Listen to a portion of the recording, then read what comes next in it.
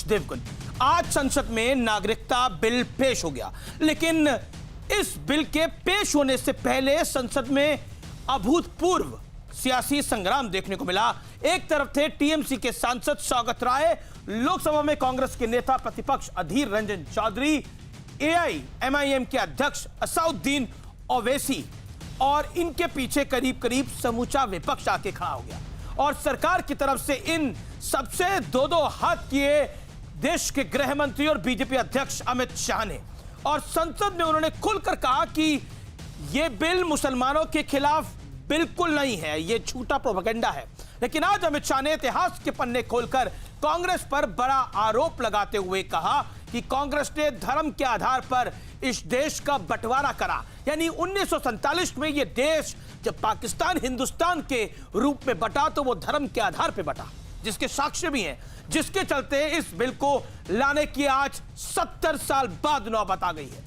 तो दूसरी और विपक्ष का खुला आरोप है कि इस बिल के पीछे धर्म की राजनीति है। तो आज इसी पर होगी देश की सबसे बड़ी बहस, धर्म पर बंटवारा। आज इस शब्द को जरा ध्यान से सुनिए, धर्म पर बंटवारा। आज आर पार में इसका ऐतिहासिक मतलब, इसका भौगोलिक मतलब हम आपको समझाएंगे, और मैं आपको वादा करता हूं आज की बहस वाकई इतिहास के पन्नों में दर्ज होगी।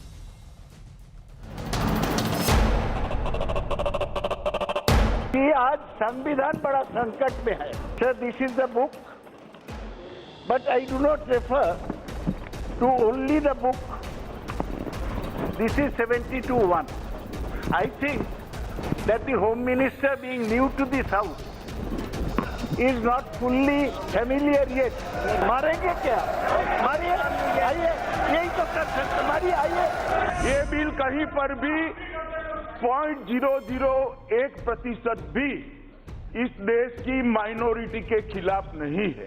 आई एम नॉट यील्डिंग सर, एक second, no, I am not yielding, ऐसे नहीं चलेगा। मेरा बात सुन लीजिए, एक मिनट में आप बोले।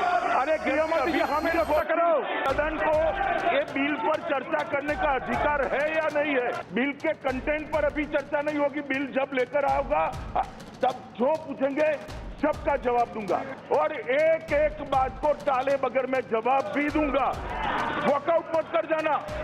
An assault on the foundational values of our republic, sir. कहीं पर भी मुस्लिम का नाम नहीं है। आप targeted legislation against the minority people of our country.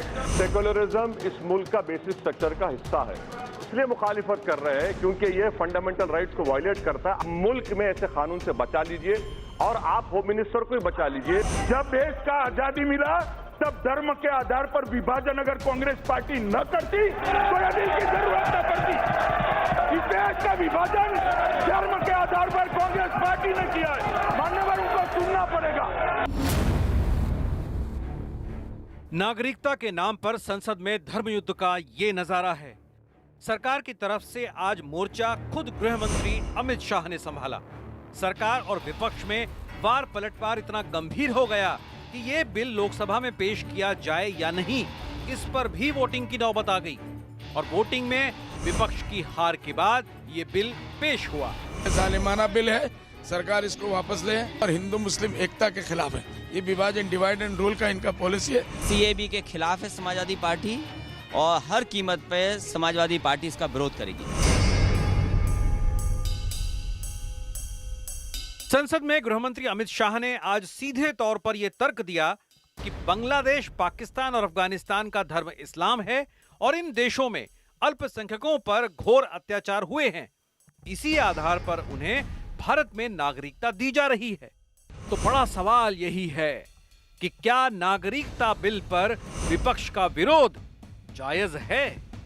इसी पर आज होगी देश की सबसे बड़ी बहस, धर्म पर बंटवारा। नागरिकता पर धर्म युद्ध का विश्लेषण सुनिए। भारत में मुसलमानों को बराबर का हक था, है और रहेगा। मैं ये पूरी जिम्मेदारी के साथ बात कर रहा हूं क्योंकि ये बिल सदन में पेश हुआ है, और इस बिल के अंदर, यानी इस बिल के अंदर ऐसा कुछ भी नहीं है जिसके अंदर धर्म के नाम पर बंटवारे जैसी कोई बात हो। यानी ये कुल मिलाकर एक बड़ा प्रोपेगेंडा है जिसको का राजनीतिक इस्तेमाल एक हथियार के रूप में हो रहा है। मैं आगे बढ़ता हूं। विदेशी मुसलमानों के लिए संसद से सड़क तक सियासी संग्राम देखने को मिल रहा है। आगे बढ़ता हूं। इस्लामिक देशों में धर्म के आधार पर अल्पसंख्यकों पर अत्याचार हुए हैं। 23% अल्पसंख्यक थे पाकिस्तान के अंदर, आज ये संख्या मात्र 2 से 3% बची है। अत्याचार तो हुए ही होंगे, एथनिक क्लिंजिंग हुई है। हिंदू 15% थे जो आज घटकर 1% से भी कम है। यह एक तथ्य है, इसे झुटलाया नहीं जा सकता। चाहे बांग्लादेश हो चाहे अफगानिस्तान हो, वहां इस्लाम छोड़कर बाकी सब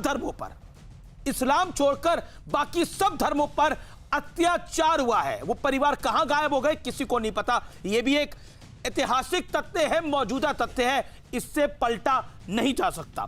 हिंदुस्तान के मुसलमानों को डराने की सियासी कोशिश बेहद शर्मनाक है। मैं बोल रहा हूं आज की यह बहस बहुत ऐतिहासिक है। क्या वोट बैंक के लिए नागरिकता पर दुष्प्रचार हो रहा है? असल में यह एक पर्टिकुलर धर्म के वोट बैंक की ठेकेदारी है। वो सपा के पास ठेकेदारी रहेगी, वो ठेकेदारी कांग्रेस के पास आएगी, वो ठेकेदारी असदुद्दीन ओवैसी के नाम पर चढ़ेगी, वो ठेकेदारी बीएसपी के पास जाएगी। उसकी बात है।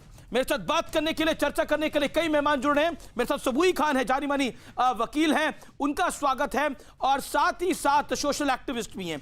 मेरे साथ इस चर्चा के अंदर एक बेहद खास मेहमान जुड़ रहे हैं। रफीकुल इस्लाम विधायक हैं, AIUDF के बदरुद्दीन अजमल की जो पार्टी है जो इस बिल का खुला विरोध कर रही है। तस्लीम रहमानी मेरे साथ है, जाने माने मुस्लिम स्कॉलर हैं। सतीश प्रकाश मेरे साथ जुड़ेंगे। गौरव भाटिया मेरे साथ मौजूद हैं। भारतीय जनता पार्टी के प्रवक्ता वारिस पठान मौजूद हैं, प्रवक्ता AIMIM के। आप तमाम लोगों का स्वागत है। मैं सबसे पहले इस डिबेट को ओपन करता हूं आपसे। रफीकुल इस्लाम, आप भारत के नागरिक हैं और आप भारत के नागरिक रहेंगे, और आपको, आप जैसे कई और लोगों को इस देश में कोई खतरा नहीं है, तो इस बिल से कैसे खतरा है, बताइए मुझे। देखिए, इस बिल के हम शुरू से इसके मुखालफत कर रहे हैं और आज भी किया है, कल भी करेंगे। और इस बिल को पार्लियामेंट में ले किया है, कल राज्यसभा में नहीं पास होना चाहिए। मैं तमाम ऑनरेबल MPs राज्यसभा की रिक्वेस्ट करूंगा, कल राज्यसभा में अगर ये बिल आए सब इसका वापस करें, इसको बातिल करें। नहीं, बिल्कुल वो वापस करें, वो पास करें, वो उनका प्रोरोगेटिव होता है, वो सदन का प्रोरोगेटिव होता है। आप अपनी अपील कर सकते हैं, लेकिन मैं हमने आपसे बड़ा सरल सवाल पूछा। देखिए, आपके जीवन पर इस बिल का क्या असर पड़ेगा रफीक भाई? जी, रफीकुल इस्लाम साहब, विद ऑल ड्यू रिस्पेक्ट, पूरे सम्मान के साथ, आपके जीवन पर क्या असर पड़ने वाला है इस बिल का, बताइए। हाँ, जीवन पर ही असर पड़ने वाला है। इंडिया एक डेमोक्रेटिक कंट्री है। ये बिल भारत के संविधान के खिलाफ है। कैसे? हिंदू मुसलमान में बांटने वाला ये बिल है, कैसे? गैर संविधानिक है। कैसे हिंदू मुसलमान के खिलाफ है ये बिल? आसाम, देखिए, संविधान के खिलाफ में बोल रहा हूं, कोई डिस्क्रिमिनेशन नहीं है हमारे इंडिया के कॉन्स्टिट्यूशन में। हिंदू मुसलमान में तकसीम करके कुछ रूल आप नहीं ला सकते। आर्टिकल 14 कैसे मुझे बताइए कैसे? आसाम एकॉर्ड, देखिए, आसाम एकॉर्ड जो हुआ था, आसाम एकॉर्ड जो हुआ था 71 से पहले, जो भी आसाम में रहेगा आएगा वो आसामी है, उसको आसाम एकॉर्ड को आपने बात नहीं किया। मुझे एक बात बताइए ना, आपने बहुत बड़ा शब्द यूज करा। आपने बोला भारत के संविधान के विरोध में है, मुस्लिम और हिंदुओं में बंटवारे वाला बिल है। मैं पूछ रहा हूं आपके जीवन पर क्या असर पड़ रहा है? आप मुसलमान हैं और इस पैनल के अंदर गौरव भाटिया हिंदू है, तो आपके जीवन पर क्या असर है, बताइए। बिल्कुल बताइए, असर क्या है? आप मुझे एक एक करके बताइए, मैं पूरा सुनूंगा, 1 घंटा आपको देने को तैयार। असर में बोल रहा हूं, राष्ट्र के नाम संदेश हो जाए आपका। बिल्कुल, मुझे बताइए। आई एम ए इंडियन होने में प्राउड करता हूं। मेरा इंडिया का कॉन्स्टिट्यूशन और उसका जो डेमोक्रेटिक चरित्र है उसको कोई बर्बाद करेगा, उसको कोई चूरमार कर देगा और मेरे जीवन पे उसका असर नहीं होगा, आपके जीवन पे भी उसका असर होगा। नहीं, मैं आपके जीवन पर असर पूछ रहा हूं। आप कह रहे हैं I am a proud Indian, you are a proud Indian, I am a proud Indian too. We both are proud Indians. हम दोनों को हम दोनों को देश के ऊपर गर्व है और देश को हम दोनों के ऊपर गर्व है। लेकिन मैं आपसे सरल सवाल पूछ रहा हूं कि आपके जीवन पर क्या असर है, क्योंकि भारत का संविधान कहता है, जो मैंने पढ़ा है, भारत का संविधान कहता है, रफीक साहब, भारत का संविधान कहता है कि भारत के नागरिकों के अंदर मुझे बोलने कोई, बिल्कुल मैं बोले दे रहा हूं, भारत के नागरिकों के अंदर कोई ऊपर नीचे नहीं देखेगा, हिंदू मुसलमान सब बराबर हैं। तो भारत के नागरिकों में क्या फर्क देखा जा रहा है? मैं इंडिया हूं, इंडिया का जो कॉन्स्टिट्यूशन है, पूरे दुनिया में इंडिया का जो कॉन्स्टिट्यूशन है, अच्छा कॉन्स्टिट्यूशन है, उसको बीजेपी सरकार जो है कॉन्स्टिट्यूशन के खिलाफ कैसे? बिल लाके कैसे? कॉन्स्टिट्यूशन को भारत का जो संविधान उंगली वही का दिखा वही रहे है। हैं, यही जीवन पे आचर है। नहीं, भारत के संविधान तो वही का वही है रफीक जी। भारत के संविधान में क्या बदलाव हुआ बताइए? अरे भाई, हर भारत का किसी संविधान को तो वही है संविधान को जो कल आपके जो पास सरकार अधिकार है, थे वो आज संविधान के अधिकार है, शपथ परसों लेके रहेंगे। इनको रेस्पेक्ट करना है संविधान पर। तो नहीं, मुझे बताइए ना, ये सदन के अंदर बिल संविधान के दायरे में आ रहा है कि नहीं आ रहा? संवैधानिक राइट है सरकार का बिल लेके आना। मुझे पूछ रहे हैं? बिल्कुल आपसे पूछ रहा हूं सर, आज तो सारे सवाल आपसे हैं। देखिए, मुझसे अगर पूछ रहे हैं तो मैं आपको बोल रहा हूं, आसाम अकॉर्ड में 6A का जो क्लोज है उसमें यह है कि 71 के बाद कोई भी लोग आसाम में आएगा नहीं रहेगा, वो विदेशी ट्रीट किया जाएगा। ये बिल अगर पास होता है, एनआरसी और सिटीजन चार्टर बिल में मिलेगा। फर्क नहीं कर रहे। एनआरसी अलग है। सुनिए, एनआरसी घुसपैठियों के लिए सिटीजन चार्टर बिल का भारत के नागरिकों से कोई लेना देना नहीं है। सिटीजन चार्टर बिल का लेना देना है जो बांग्लादेश में हिंदू, सिख, बौद्ध, ईसाई सिटीजनशिप एक्ट में है। पारसी प्रताड़ित होते हैं, जो पाकिस्तान में प्रताड़ित होते हैं, जो अफगानिस्तान में प्रताड़ित होते हैं, वो विदेशी है। और ये बिल बोल रहा है 71 के बाद जो आएगा 2014 तक इंडियन होगा। इसमें कॉन्ट्राडिक्शन है। जो ऑलरेडी हमारे कॉन्स्टिट्यूशन में है। जी हमारे लेकिन मुझे उसके खिलाफ है। आसाम अकॉर्ड को फिर बातिल कीजिए।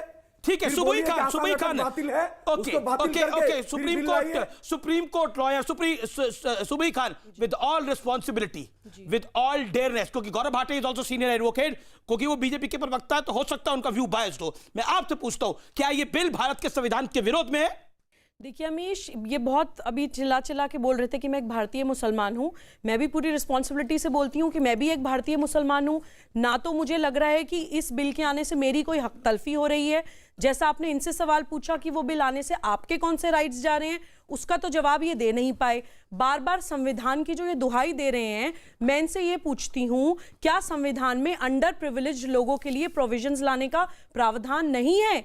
पहली चीज। दूसरा, आप बोल रहे हैं कि धर्म के नाम पे ये किसी को स्पेशल राइट्स नहीं दिए जाने चाहिए। तो 1947 में धर्म के आप माइनॉरिटी थे उस वक्त, तो आपके राइट्स प्रोटेक्ट करने के लिए आपको भी माइनॉरिटी का दर्जा दिया गया। आज तो आप माइनॉरिटी नहीं है, 30 करोड़ 35 करोड़ पहुंच रहे हैं, स्टिल आप वो राइट्स जो आपको तब दिए गए थे आज तक एंजॉय कर रहे हैं। तब आपको वो अनकॉन्स्टिट्यूशनल नहीं लगता, तब आप एक इंडिया एक डेमोक्रेटिक स्टेट है नहीं बोलते। Just give me few seconds Amish, कि देखिए सिंपल सी बात है, एक एलिमेंट्री क्लास के एक बच्चे को भी समझ आएगा कि सिटीजनशिप अमेंडमेंट बिल भारत की नागरिकता में चेंज लाने के लिए प्रपोज किया जा रहा है कि 3 कंट्रीज की प्रोसिक्यूटेड माइनॉरिटीज को हम लोग नागरिकता देंगे।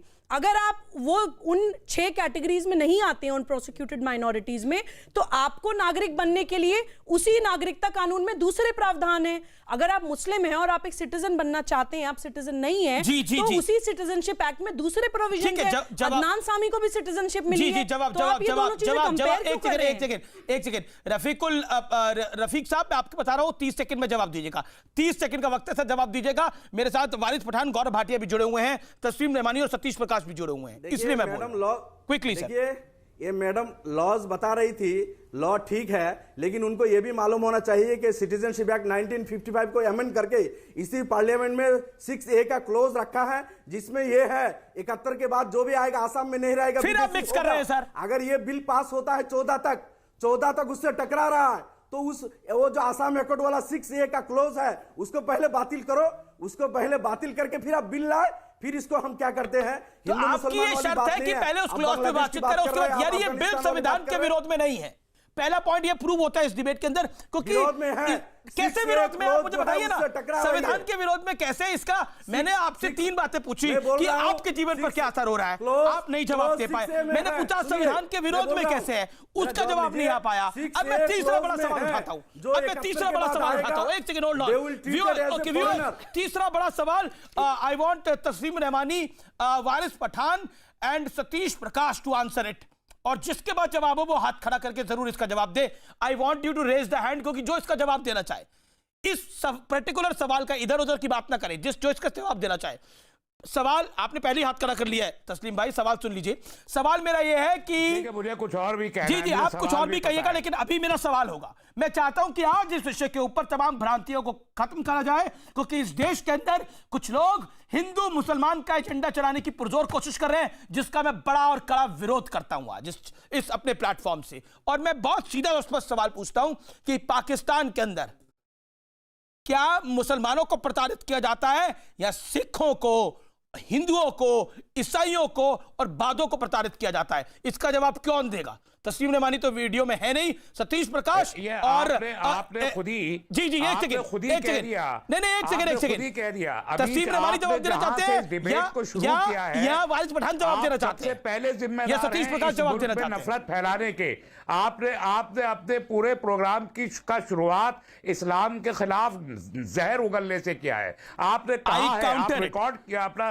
बिल्कुल नहीं, देखिए बिल्कुल आपने कहा है कि इस्लामी देशों में हिंदुओं को प्रताड़ित किया जाता है। इससे समझ में आता है कि इस बिल की भावना क्या है। बताइए कि इस्लाम के खिलाफ अमीर स्टेफन ने जहर उगला है, बताइए, साबित करिए रहमानी साहब। कितनी है रहमानी साहब, हवा में बात नहीं, साबित करिए। पूरे मुल्क को कम्युनल लाइट में, हवा में नहीं कर रहा हूं। कैसे बताइए, कैसे करा मैंने इस्लाम के खिलाफ क्या जहर उगला? रिवाइंड कीजिए इस वीडियो को और सुनिए। रिवाइंड करने की जरूरत नहीं है, मुझे याद रहता है जो मैं कहता हूं। इससे आपकी नफरत का अंदाजा होता है। मैं आपसे सवाल पूछ रहा हूं, इस्लाम से, दुनिया भर के मुसलमानों से नफरत, मैं आपसे सवाल कर रहा हूं, आप दीजिए जवाब।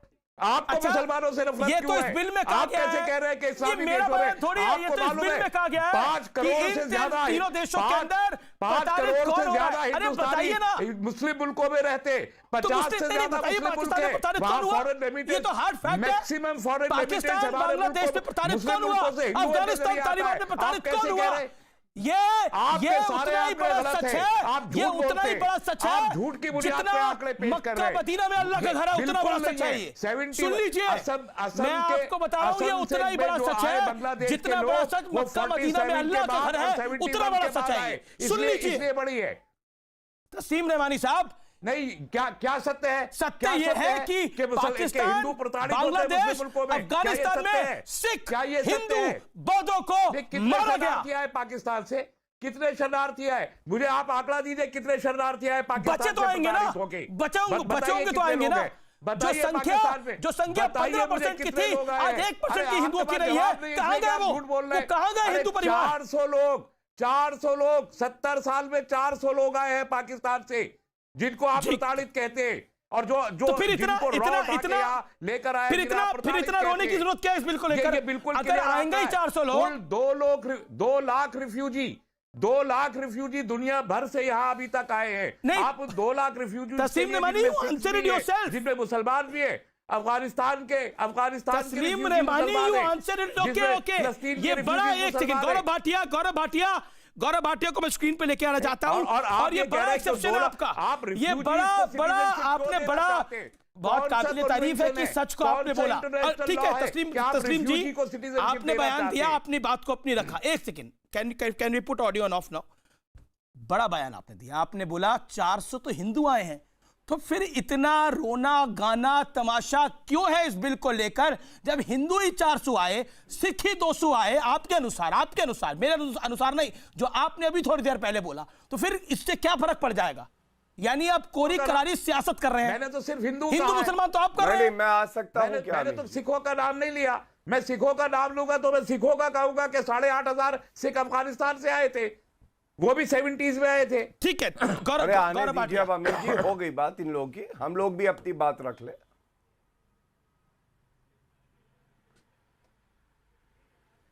जी गौरव, आप बोलिए। आप लोग मुसलमानों के विरोध में ये बिल लेकर आ रहे हैं, संविधान के विरोध में ये बिल लेकर आ रहे हैं, और टीएमसी तो कह रही है कि हमें मारेंगे क्या? यहां संविधान तो हर कोई कर रहा है अमीर जी, लेकिन संविधान की ज्ञाता नहीं लग रहे हैं मुझे। और मैं क्यों ऐसा कहता हूं? आपने बहुत अच्छा एक प्रश्न किया जो इस पूरी चर्चा का सार है कि हमारे देश के, भारत के मुसलमानों का कौन सा हक लिया जा रहा है या कैसे भेदभाव हो रहा है, बताइए। कोई नहीं बता पाया। दूसरी बात, कौन शरणार्थी यहां बनेगा, किसको नागरिकता दी जाएगी, ये संविधान में किसका अधिकार है? एक चुनी हुई सरकार का यह क्षेत्राधिकार है। और बीजेपी ने अपने मैनिफेस्टो में लिखा था 2014 और 19 में, जैसा कि श्री अमित शाह जी ने आज संसद के पटल पर भी बताया, उन्होंने कहा था कि हम संशोधन करेंगे बिल में और उसके बाद नागरिकता की बात करेंगे। क्या नतीजा आया? पूरे आप देश अपने में मैनिफेस्टो में कुछ भी 303 अनाप शराब लिख देंगे तो उसको इम्प्लीमेंट किया आपके जाएगा। बीच में बोला था। आपका मैनिफेस्टो में आपके कुछ भी बीच में अनाप क्या शराब बोला लिखा था? होगा तो वो कानून मैं बन आपके जाएगा। बीच में बोला ये कौन था। सा कानून है? आपको मैं मालूम है आपके कि बीच में सुप्रीम बोला था। कोर्ट ऑफ इंडिया ने मैं आपके बीच में बोला था। रिजेक्ट किया था। मुझे लगता है कि आपको सही से सुना गया। कांग्रेस ने अमीर जी, इनको एफिडेविट चुप दिया था कराइए। कि हमारा बोले मैनिफेस्टो जाते को लोग सुप्रीम के- कोर्ट ऑफ इंडिया ने रिजेक्ट कर दिया था। धन्यवाद। आप मैनिफेस्टो की बात कर रहे हैं? चुप हो जाइए। मैनिफेस्टो में कुछ आपने नहीं पता 370 आपको। भी लिखा था। अमीर जी, इनको चुप मैनिफेस्टो करा में दीजिए, आप प्लीज। कुछ मैं भी यहाँ लिख चिल्लाने देंगे। नहीं आया हूं। मैनिफेस्टो में आप कहेंगे मुझे कि हम शर्म राम आती मंदिर है, बनाएंगे, लोगों के बाबरी साथ हमें मस्जिद चर्चा तोड़ करनी देंगे, पड़ती तो है। आप शर्म आती तमाम है। गुंडागर्दी को आप अपने मैनिफेस्टो में आप लिखेंगे चुप हो और जाइए। फिर कहेंगे कि आप पच्चीस इस समय तो साल डिबेट के अंदर गुंडागर्दी कहीं और से हो रही है तस्लीम जी। आप ये कहेंगे कि हम हिंदुस्तान को एक गुंडा राज बना देंगे और उसको आप इम्प्लीमेंट करेंगे, फिर आप कहेंगे हमारे अमीर जी, मेरी मैनिफेस्टो में आपसे लिखा है। गुजारिश है, इनको चुप कराइए। ये मैं ये ऐसे कौन सा चर्चा तर्क करने है? का आदी नहीं हूँ। Okay, Shubhrashtra also joins me now. Okay, नहीं तस्लीम नेवानी, देखिए देखिए आपके बीच में गौरव भाटिया बिल्कुल नहीं बोले। आप ये 3 तरीका मिनट बोले, सही आपके नहीं बीच में है। नहीं बोले। अब नहीं तो irrelevant- अगर irrelevant रफीक बोलेंगे साहब तो बोले, फिर उनके तो बीच में जवाब नहीं बोले, देना तो मुझे पड़ेगा लगता है ना। कि डिबेट के अंदर भी गुंडागर्दी नहीं करनी चाहिए। आज हाउस के अंदर जो कुछ हुआ हम सबने देखा है, सदन के अंदर क्या कुछ हुआ है। गौरव भाटिया, नहीं मैनिफेस्टो रेफरेंस नहीं हो हाँ, सकता। मैनिफेस्टो रेफरेंस हो सकता है, उनका रेफरेंस हो सकता है, आपको पसंद नहीं होगा। जाता है कि एक ये सेकंड नहीं, गौरव जी। मैंने आपको सुप्रीम कोर्ट का केस रेफर कर दिया। हाँ, ठीक है, बात आपने इन लोगों को एक can be put out your now. Okay, Gaurav Bhatia, then Waris Pathan and Shubhrashtra. ये लोग बार बार कहते हैं कि अनुच्छेद 14 का ये उल्लंघन है, तो इनको पता नहीं है सर्वोच्च न्यायालय ने कई ऐसे फैसले दिए हैं जिसमें लिखा है कि सुगम भिन्नता के आधार पर अनुच्छेद 14 के तहत आप एक निर्णय ले सकते हैं और वो वायलेशन नहीं होगा आर्टिकल 14 का। There has to be intelligible differentia. तो मैं पूछता हूं, आपको मालूम है लोकतांत्रिक ढांचा कब तार-तार हुआ? तब हुआ जब ये हज सब्सिडी देते थे, जो सर्वोच्च न्यायालय ने बंद कराई, वो धर्म के आधार पे थी। आज अगर नागरिकता संशोधन बिल लाया गया है, ये इसलिए लाया जा रहा है कि हमारी 3 तरफ जो आप देखें, अफगानिस्तान, पाकिस्तान और बांग्लादेश, ये या तो इस्लामिक स्टेट है या मुस्लिम बहुल्य है। वहां पे प्रताड़ित जो किए जा रहे हैं वो हिंदू हैं, वो सिख हैं, वो बौद्ध हैं, जैन हैं, पारसी है और क्रिश्चियन है।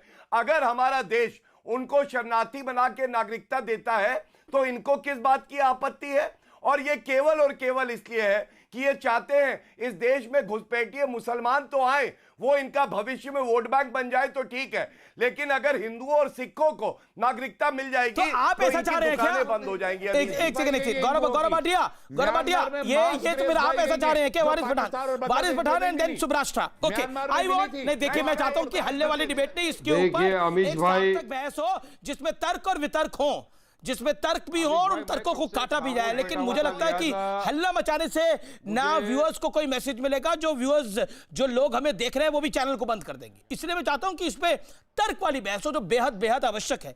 मैं वारिस पठान आपसे जानने की कोशिश कर रहा हूं, तो सवाल मैंने पूछा था कि पाकिस्तान में, बांग्लादेश में और अफगानिस्तान में ऐसे कई खबरें हमारे पास आई और लगातार पिछले 70 साल से ऐसी खबरें आई, पिछले 75 साल से ऐसी खबरें आई कि वहां पर ईसाइयों को, बौद्धों को, जैनों को, सिखों को और हिंदुओं को टारगेट किया जाता है। अगर इन 3 मुल्कों के अंदर टारगेट किया जाता है तो उनके लिए सबसे सेफ मुल्क हिंदुस्तान है। तो अगर हिंदुस्तान में उनको नागरिकता मिलेगी तो इससे मुसलमानों को तो कोई दिक्कत नहीं होनी चाहिए, क्योंकि पाकिस्तान, बांग्लादेश और अफगानिस्तान तीनों इस्लामिक मुल्क हैं या इस्लाम मानने वाले मुल्क हैं।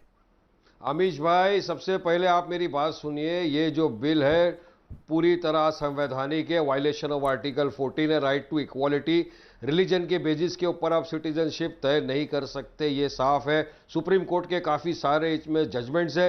इस बिल के अंदर मैं बताना चाहता हूँ, हमारा देश सेकुलरिज्म को मानता है। हम गंगा, जमुना, सरस्वती की तहजीब का उदाहरण देते हैं, हम सेकुलरिज्म को मानते हैं। तो फिर इसमें मुसलमानों को एक्सक्लूड क्यों किया गया है? क्यों मुसलमानों को दूसरे दर्जे का शहरी माना जाता है इस देश में? और आज तो अमित शाह ने जिन्ना को क्लीन चिट दे दिया। वो जिन्ना जिसकी 2 नेशन थ्योरी थी वो आज अमित शाह ने अपना लिया और देश को बांट दिया हिंदू मुसलमानों के इसमें। अरे भले ही कांग्रेस ने किया, मैं कांग्रेस का प्रवक्ता नहीं हूं, मगर मैं बताना चाहता हूं कि 70 साल से मुसलमानों के साथ देश में हुआ क्या? जैसा अभी गौरव भाटिया बोल रहे थे कि मुसलमानों को घबराने की जरूरत नहीं। अरे हम डरते किसी से भी नहीं है।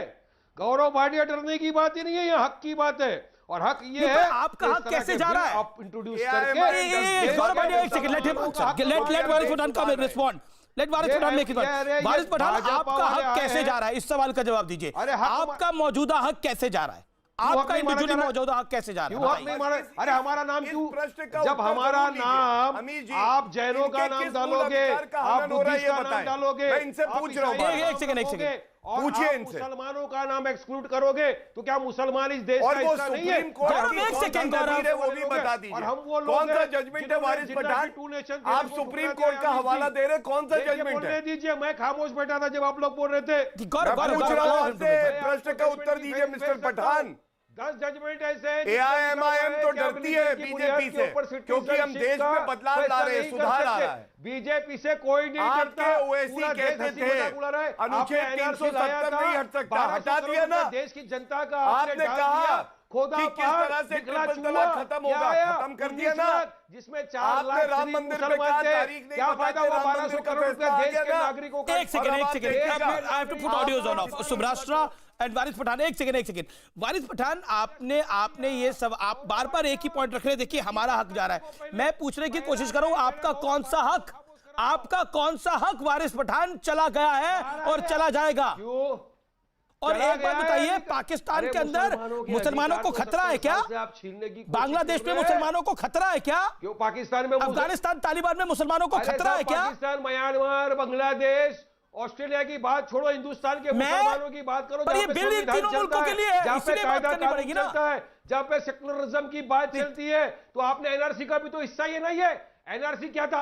एनआरसी को आप गलत क्यों मानते हो? एनआरसी और सीए भी अलग है। 1200 करोड़ रुपया आपने देश के नागरिकों का खर्चा कर दिया। सिटीजन अमेंडमेंट बिल और एनआरसी अलग है जी। लेकिन वारिस पठान, आप इतने माहिर प्रवक्ता हैं, इतने दानिश्वर आदमी हैं।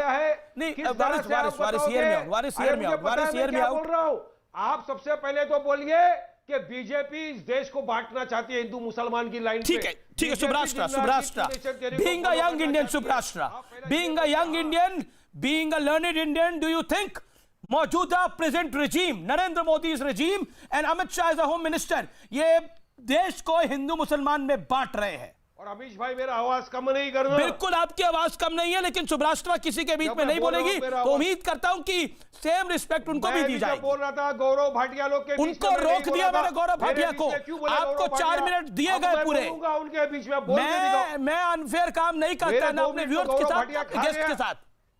ओके देखिए साहब, तर्क रख रहा था मैं गौरव भाटिया की तरह इधर-उधर की। ठीक है वारिस जी, अब आपने बोला, सुब्राष्ट्रा से मेरा सवाल है, अगर आप मुझे बोलने नहीं देंगे तो मैं चुप रहती हूँ, आप ही बोल लीजिए। Subrashtra, my basic question is this, आप ही बोल लीजिए वारिस पठान जी। क्या मैं बोलने दे रहा हूँ जी सुब्राष्ट्रा, क्या तो सबको बोलने दे रहा हूँ, मौजूदा रेजीम भारत को हिंदू मुसलमान में बांट रही है और पाकिस्तान, अफगानिस्तान और बांग्लादेश में मुसलमानों को भी खतरा है और हिंदुओं और सिखों को खतरा नहीं है, जैनों बौद्धों को खतरा नहीं है? देखिए आमिश जी क्या ये हम किस तरह की बहस कर रहे हैं?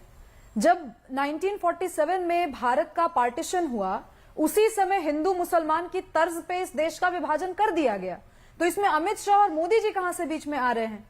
दूसरी बात, वारिस पठान जी ने बहुत अच्छी तरह से यह कह दिया कि फलाना संविधान और ढिमकाना सुप्रीम कोर्ट की रूलिंग। मैं वारिस पठान जी से पूछना चाहती हूं, क्या इस देश में लिए गए सारे अफर्मेटिव एक्शन जो कि मुसलमान को फेवर करते रहे हैं, जैसे कि अलीगढ़ मुस्लिम यूनिवर्सिटी का गठन होना, जैसे आज जामिया मिलिया इस्लामिया जिस तरह से चल रही है, क्या वारिस पठान जी के लॉजिक के तहत ये सारे प्रावधानों को खत्म कर देना चाहिए क्योंकि ये इक्वालिटी की बात कर रहे हैं? हमें समझना होगा कि इस बिल का संदर्भ क्या है। इस बिल के संदर्भ में हमारे देश के जो आसपास के 3 नेबरिंग स्टेट्स हैं, चाहे वो अफगानिस्तान हो या पाकिस्तान हो या बांग्लादेश हो, जहां पे मुसलमान बहुल आबादी है, वहां पर की माइनॉरिटी, इंडिया की माइनॉरिटी नहीं आमिश देवगन जी, वहां की माइनॉरिटी अगर अपने आप को परसिक्यूटेड महसूस करती है तो उनके लिए भारत में धर्म निरपेक्ष रूप से, केवल हिंदुओं के लिए नहीं, बौद्ध सिख सभी के लिए यहां पर शरण के लिए एक जगह है। लेकिन इसका मतलब यह कभी नहीं है कि अदनान सामी जैसे पाकिस्तानी आर्टिस्ट, सिंगर्स या कोई ऐसे लोग जो प्रोसिक्यूटेड महसूस कर रहे हो, उनको हमारे यहां जगह नहीं मिलेगी। ये जो बहस उत्पन्न की गई है वो गलत तरीके की बहस है। कहीं भी ये नहीं कहा गया कि एग्जिस्टिंग सिटीजनशिप रूल्स में संशोधन किया जा रहा है। कहा केवल ये जा रहा है कि वरीयता उन नागरिकों को दी जाएगी जो मुस्लिम बहुल 3 जो प्रदेश हैं, किया जाएगा, 3 जो जरा मुझे नेशंस समझा हैं। दीजिए। एक बार बोलने दीजिए वारिस जी, मैंने मेरी बात पूरी नहीं की है अभी। क्या होगा वारिस जी, मैंने बात इम्प्लीमेंटेशन, अभी किस पूरी तरह से नहीं आप की है, करोगे मुझे बताइए। बोल लेने दीजिए। वारिस जी मेरा प्लीज सवाल मुझे है, आप बोल जवाब लेने दे दो, दीजिए, प्लीज आप आपको प्लीज समझाओ, मुझे ज्ञान बोल दो। लेने दीजिए। वारिस पठान जी के आला नेता जिन्होंने ट्विटर पर मुझे ब्लॉक कर रखा है, असदुद्दीन ओवैसी जी, वो भी पार्लियामेंट में एमपी है। मैं तो आह्वान करती हूं इस मंच से कि असदुद्दीन ओवैसी साहब करें ना, इंडिया की रेफ्यूजी पॉलिसी बनाने के लिए सबसे पहला कदम उठाएं। सिटीजनशिप बिल एक कदम हो सकता है, लेकिन ये एकदम से डिस्ट्रक्टिव बहस लेकर के आने का कोई मतलब नहीं है आमिश देवगन जी। दूसरी बात, ठीक है सुब्रास्ट्रा, let Waris Pathan respond. Abdul Khalik also joins me, a member of Parliament of Congress Party. Okay, now this debate is में रहकर संविधान के दायरे में बात करो तो गलत हो गए आपकी नजर में। आपने कहा फलाना ढिमका, आप सुप्रीम कोर्ट का तो सम्मान करो, संविधान का सम्मान करिए। सुब्रास्ट्रा जी, आपने कहा संविधान में कुछ भी लिखा है नहीं, मैं संविधान को मानता हूँ। अलीगढ़ मुस्लिम यूनिवर्सिटी, जामिया मिलिया इस्लामिया, इस तरह की जो यूनिवर्सिटीज हैं जिनमें मुसलमानों को तात्विक रूप से वरीयता दी गई है, क्या आपके राइट टू इक्वालिटी वाले मामले को अगर मैं तूल दूं तो क्या अलीगढ़ मुस्लिम यूनिवर्सिटी को या जामिया संविधान में लिखा है, जो भी संविधान डॉक्टर बाबा साहेब अम्बेडकर का दिया वो लिखा है, सबको मानना पड़ेगा। आप भी मानेंगे, मैं भी मानूंगा। लॉजिकल बात नहीं है ना वारिस पठान। अरे नहीं, हम तो हर चीज के चाहे वो रिजर्वेशन नहीं लॉजिकल बात ही मैं या जो मैंने 2 यूनिवर्सिटीज के नाम गिनवाए, आप बताइए ना मुझे, मुसलमान बच्चों एनआरसी के पढ़ने की जरूरत किस तरह फेल हो गया, उसी संदर्भ में आप बताइए। आज अमित शाह ने जो जिन्ना की तायद किया, तो आप तो अमित शाह को मानते हो नहीं मानते हो? बदरुद्दीन अजमल साहब के साथ इलू इलू करने में मजा आता होगा वारिस पठान जी, आपको और आपकी पार्टी की पॉलिटिक्स को, बट समझ लीजिए कि ये जो पूरा का पूरा वोट बैंक आपका चला आसाम और नॉर्थ ईस्ट में, ये उसका सुपड़ा साफ हो गया है। एक सेकंड आपको खरी लग सकती है, बट बात यही है कि वोट बैंक पॉलिटिक्स का सफाया हुआ है and deal with it. Amit Shah ने आप उसके डील बारे विद में इट, नहीं बोल सक रहे। कोई ये बीजेपी को भारी पड़ेगा हिंदू मुसलमान डिवाइड करना। हमारी मुझे ये समझ नहीं आ रहा कि इसमें हिंदू मुसलमान का मतलब क्या है। इसमें अब्दुल खालिक के भी वही अधिकार है, वारिस पठान के भी वही अधिकार है, सतीश प्रकाश के भी वही अधिकार है, सुबुई खान के भी वही अधिकार है। इसमें मौजूदा देश में किसी को कोई फर्क नहीं पड़ता। कैसे फर्क है? एक सेकंड सतीश प्रकाश या फर्क बताने के लिए आए हैं। एक सेकंड मुझे लगता है कि आप आज सतीश जी पूरे इत्मीनान के साथ, ठीक है, अब वहां पर सब तमाम लोग हाथ खड़ा कर रहे हैं, खालिक साहब भी हाथ खड़ा कर रहे हैं अपनी बात को कहने के लिए, लेकिन मैं आपकी बताता हूं फर्क कैसे है। और आप मुझे एक सिंपल सवाल का जवाब बताइए, पाकिस्तान में हिंदू और सिख प्रताड़ित होते हैं कि नहीं होते? हाँ या ना में बताइएगा। आप मुझे ये नहीं, हाँ या ना में ये बताइए ना। ठीक है, मैं मान लिया, होते हैं ना, मान लिया ना। अफगानिस्तान में और तालिबान में बिल्कुल होते हैं ना। होगी बांग्लादेश में? अरे भाई, मैं तो इस देश में भी बता दूं ना। नहीं होते हैं कि नहीं होते? अरे भाई, डिस्क्रिमिनेशन की बात करेंगे ना। होते हैं कि नहीं होते? सुनिए होते हैं कि नहीं होते? हाँ में हाँ नहीं मिलाऊंगा। मेरी हाँ में हाँ मिलाइए, अभी उसने सच्चाई में तो हाँ मिलाइए। अभी उन्होंने बोला, मैं कौन सा आपको कह रहा हूं कि बीजेपी ज्वाइन कर लीजिए ना, कि अलीगढ़ मुस्लिम यूनिवर्सिटी की बात करते हैं ना, इनको मालूम नहीं है उत्तर प्रदेश में सबसे ज्यादा अलीगढ़ मुस्लिम यूनिवर्सिटी का मामला नहीं है। अरे सुनिए ना, अल्पसंख्यक का मतलब मुसलमान नहीं होता। उत्तर प्रदेश में सबसे ज्यादा अल्पसंख्यक संस्थान जैनियों के हैं, मुसलमानों के नहीं है।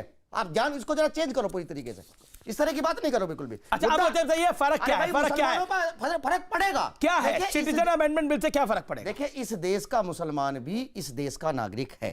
तो अगर संसाधन सीमित है, तो अगर मेरे लिए संसाधन सीमित है तो उसके लिए भी संसाधन बिल्कुल सही बात है। अगर कोई पाकिस्तान का व्यक्ति कोई भी हो, है ना, चाहे वो पीड़ित हो, कोई भी व्यक्ति हो, अगर इस देश के ऊपर आता है तो कहीं ना कहीं इस देश के संसाधनों के ऊपर दबाव बढ़ेगा, इसे मान लीजिए। और कुछ ना कुछ आप सुनिए ना, आप अमेरिका से कुछ तो सीख लीजिए। 35 करोड़ जनसंख्या है, आपसे 1000 गुना ज्यादा बेहतर जिंदगी जीते हैं वहां के लोग, है ना। उन्होंने बाहर के मैक्सिको तो अमेरिका से ये भी सीख लीजिए कि उनका पहला धर्म क्रिश्चियनिटी है। अरे सुनिए, नहीं तो अमेरिका से ये भी सीख लीजिए कि पहला धर्म क्रिश्चियनिटी है। अभी तक तो अमेरिका से सीख रहे थे, जैसे ही पता लगा उनका पहला धर्म क्रिश्चियनिटी है, आपने पाला बदल लिया। संविधान से ही चलेगा। हाँ, तो संविधान की बात हो रही है, मैनिफेस्टो से नहीं चलेगा। बीजेपी अगर मैनिफेस्टो के हिसाब से देश को चलाएगी तो इसी तरीके से लोग विरोध करेंगे। सुबुई खान काफी देर से इंतजार कर रही हैं। सुबुई खान, एंड तक आप सतीश प्रकाश कोई भी इस सवाल का जवाब नहीं दे पाया कि मौजूदा लोगों पे क्या फर्क है। और तो और मैंने बताया नहीं तो आप अच्छा ये भी बता दीजिए कि इस दुनिया में कितने इस्लामिक देश हैं, बताएंगे? नहीं। और कितने लोग इस्लाम को पहला धर्म मानते हैं अपने देश के अंदर, बताइए कितने देश हैं, बताइए। क्रिश्चियनिटी को मानने वाले कितने देश हैं, बताइए बताइए। मैं आपसे पूछ लूं, बताइए, आप मुझे बताइए ना, बताइए। अगर पाकिस्तान में जो तमाम जो हिंदू जनसंख्या है वो कौन है, उनकी जाति भी बता दो ना। आप सुनिए, उनको हिंदू बना करके ला रहे हैं या उनकी जाति भी साथ साथ लेकर के आए? इस देश के दलितों की रक्षा कर नहीं सकते? हिंदुओं में जाति मत ढूंढिए, दलितों के ठेकेदार एक सेकंड मैं भी उसको बताता हूं। मैं आपको बताइए, अगर आप मुझे बताइए ना, अगर इस देश का आपको पाकिस्तान के दलितों की सतीश सुनना पड़ेगा, सतीश सुनना पड़ेगा। दलितों की कोई चिंता नहीं है। दलित कहां से बीच में आ गए? है नहीं, दलित कहां से बीच में आ गए? अगर हिंदुओं में दलित की बात कर रहे हैं, मुसलमानों में शिया सुन्नी की एवरेज की बात करेंगे, ये गलत है, ये गलत है, हिंदू गलत है। मैक्सिमम दलित है। एक सेकंड आपको ये भी बताइए, देखिए मैं इस्लामिक देश, मैं एक सेकंड रुकना पड़ेगा। सतीश दलित आएगा तो मैं खुश हो जाऊंगा। सतीश एक सेकंड मैं आपको नहीं एक सेकंड मैं आप व्यूअर्स को बताना चाहता हूं कि इस दुनिया में 56 इस्लामिक देश हैं, 56 नोट। एक सेकंड सर, आपको पूरा मौका मिला। चलिए, 56 इस्लामिक देश है। क्रिश्चियन कितने मुल्क हैं एग्जैक्टली उनकी गिनती नहीं है, लेकिन that is also above 50, that is also above 50। और कई बौद्ध देश हैं, चाइना बौद्ध धर्म को मानता है, लेकिन कितने हिंदू देश हैं? जापान भी बौद्ध धर्म को मानता है। कितने हिंदू देश हैं? आपका अगर सामान्य ज्ञान अच्छा है, आपका भी सामान्य ज्ञान अच्छा है, वो सांसद साहब वहां पर बैठे हुए हैं विजय चौक पर, उनका भी सामान्य ज्ञान अच्छा है। मैं आप सबसे तीनों से पूछना चाहता हूं कितने हिंदू देश हैं? कितने हिंदू देश हैं बताइए, सुबह एक लाइन में बताइए कितने हिंदू देश हैं इस दुनिया में? Very very limited, 0। कितने हिंदू देश हैं? नहीं, अभी तो नेपाल था, नेपाल भी नहीं है। आफ्टर माओइस्ट एक्टिविटी वो नहीं है हिंदू देश। और भारत कोई हिंदू देश नहीं है, भारत सेकुलर है। लेकिन भारत के अंदर अगर सिखों को कनाडा में कुछ होता है तो भारत आवाज उठाता है, अगर हिंदुओं को कुछ होता है ऑस्ट्रेलिया के अंदर, पाकिस्तान के अंदर, तो भारत आवाज उठाता है। पाकिस्तान उठाता है क्या? अब मैं सीधा खलीक साहब का रुख करता हूं। खलीक साहब रुकिए, खलीक साहब नहीं कर सकते। अब आप मुझे बताइए कि आपको ये धर्म के नाम पर बंटवारा क्यों दिख रहा है? आप मुसलमानों कांग्रेस मेंबर ऑफ पार्लियामेंट, ऐसा नहीं हो सकता। खलीक साहब देश में तमाम देखिए पहला बात तो ये है, ये दुनिया के 53% देश है जो कोई ऑफिशियली धर्म नहीं मानते हैं, और 20% देश है जो ऑफिशियल धर्म मानते हैं या रिलीजियस कंट्री है। हिंदुस्तान, हमारा हिंदुस्तान अभी तक 53% में है, अभी हम लोग 20% में जा रहा हूँ। लोग उत्तरण चाहते हैं, प्रोग्रेस चाहते हैं, हम थियोक्रेटिक की तरफ जा रहा हूँ। ये जो बिल, ये गैर संविधान है। ये बिल आर्टिकल 14, आर्टिकल 15, आर्टिकल 25 के खिलाफ है। ये बिल हिंदू फिलोसफी का भी खिलाफ है। हिंदू फिलोसफी, स्वामी विवेकानंद जी क्या बोला था? जत्रो जीवो तत्रो शिवो, जहां जीव है तहां शिव है। और वसुधैव कुटुंबकम की बात है। ये बिल हिंदू, स्वामी विवेकानंद ने कहीं नहीं बोला था कि जैनों को, बौद्धों को, हिंदुओं को पीटा जाए तो उनको कहीं शरण भी ना दी जाए। क्या सऊदी अरब उनको शरण देगा? नहीं, क्या चाइना उनको शरण देगा? अरे मेरा कौन शरण कौन देगा उनको? उनको शरण कौन देगा? कुवैत उनको शरण देगा, इराक उनको शरण देगा, इंडोनेशिया उनको शरण देगा। शरण कौन देगा? अगर बौद्धों को, ईसाइयों को, हिंदुओं को पीटा जाएगा, मारा जाएगा, तो तथ्य है, जो सत्य है, उनको कौन शरण देगा? बताइए ना मुझे।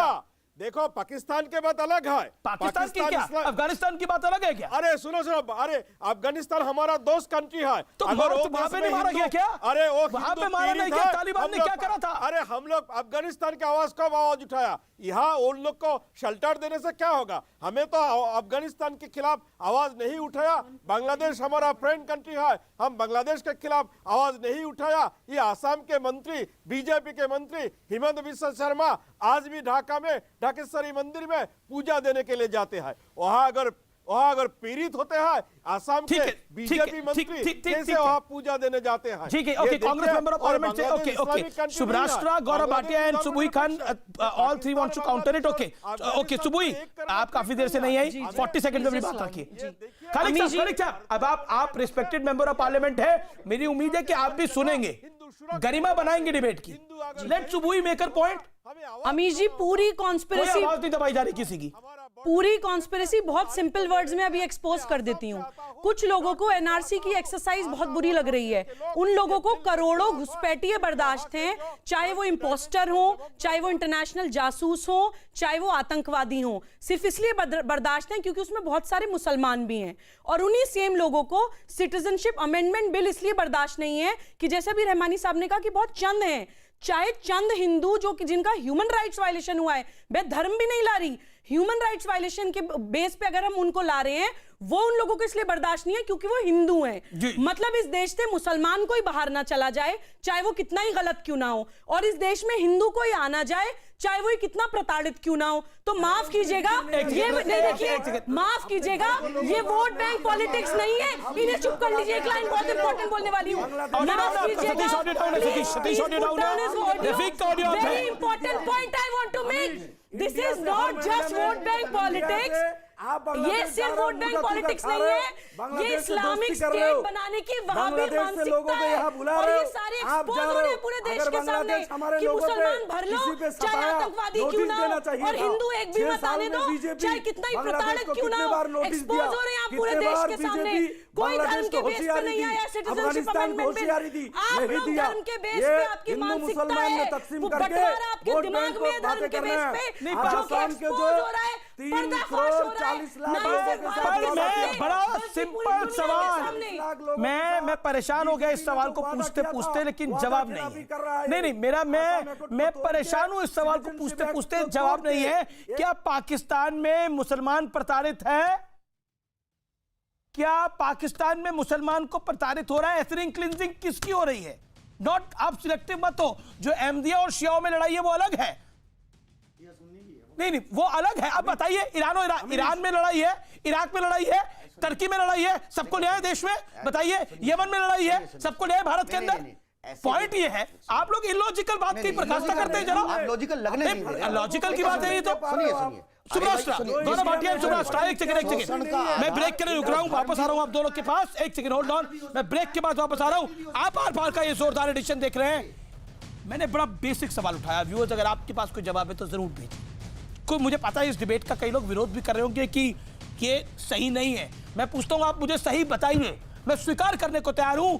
क्या पाकिस्तान के अंदर एथनिक क्लींजिंग नहीं हुई? कई धर्मों की, हिंदू जो 15% से आज 1% से कम है, चुप्पी साथ रखी है, कोई उसमें कुछ नहीं बोलता। सिख जो इतनी बड़ी तादाद में थे, वहां जो कहां गए? आसमान निकल गया, जमीन निकल गई, कहां निकल गए? वहां पर किसी के पास कोई जवाब नहीं है। मैं ब्रेक के बाद आता हूं। और ये जो लोग एजेंडा चलाते हैं ना, और ये तथाकथित लुटियंस, दिल्ली के वो सम्मानित लोग जिनके पास कोई काम नहीं है, ये एक गैंग है जो झूठ का प्रचार करता है। Tonight I want to make sure that they should be exposed. ये हिंदू राष्ट्र की बात करते हैं। इनका क्रिश्चियन राष्ट्र कहां जाता है? इनका इस्लामिक राष्ट्र कहां जाता है? जब मैं इन देशों के नाम बताता हूं, 50 से ज्यादा देश इस्लामिक,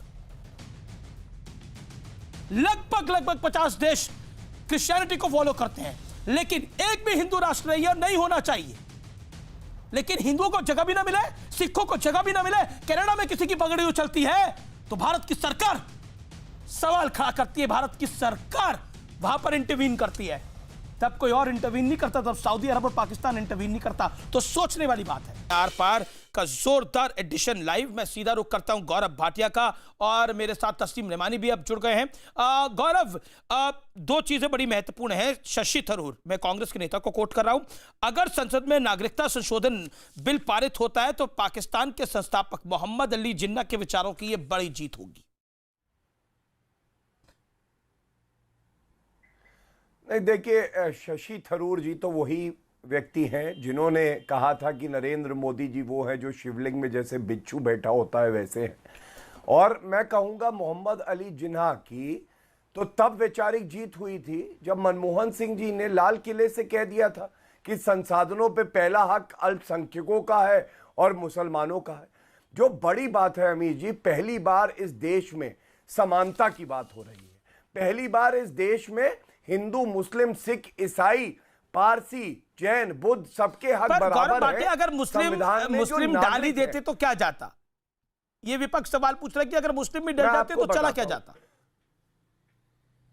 मैं आपको बताता हूं। 30 सेकंड इसका उत्तर तस्लीम रहमानी जी ने दिया। जो 3 देशों की जिनकी बात हो रही है, वहां से पहले तो मुस्लिम बहुल देश है या इस्लामिक स्टेट है। दूसरी बात, करोड़ों की संख्या में घुसपैठिए घुसाए किसने? कांग्रेस की सरकारों ने। इसलिए घुसाए की तुष्टीकरण की राजनीति करे, भविष्य में वोट बैंक बने।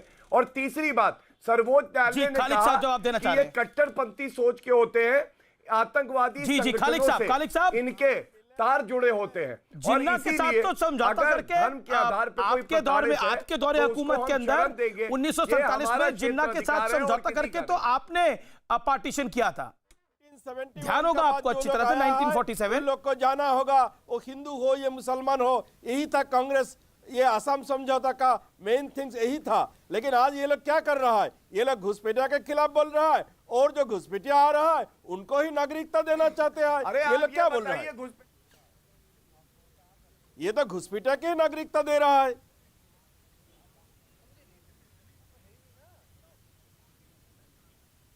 जी, अमित शाह ने बड़ा बयान दिया है कि घुसपैठियों की शिनाख्त करना हमारा कर्तव्य है, हम अपने मन से नहीं लाए। 119 घंटे हमने इस पर विचार किया है, ये बिल हम अपने मन से नहीं लाए। 119 घंटे हमने इस पर विचार किया है। अमित शाह ये बात बोले हैं।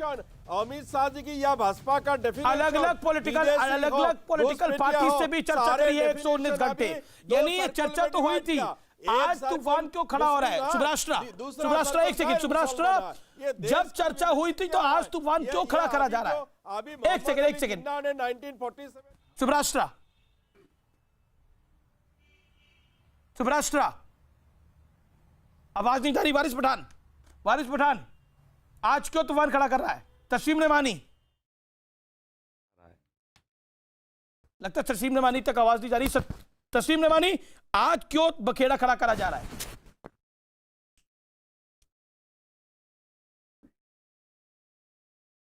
रफीकुल इस्लाम, आज क्यों बखेड़ा खड़ा करा जा रहा है जब चर्चा हुई है कई पॉलिटिकल पार्टी से? देखिए, इसलिए